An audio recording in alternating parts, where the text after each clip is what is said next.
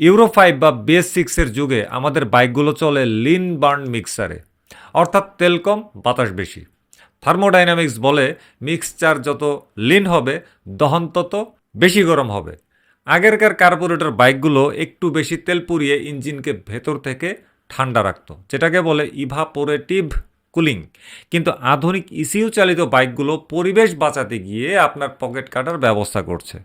জ্যামে যখন incoming air charge নেই, তখন ইসিইউ চাইলেও এই তাপ সামলাতে পারে না।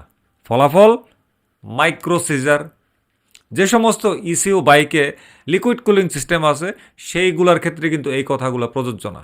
যে সমস্ত ইসিইউ বাইকে এয়ার কুল্ড বা অয়েল কুল্ড আছে সেইটার ক্ষেত্রেই হচ্ছে এই কথাগুলো প্রযোজ্য।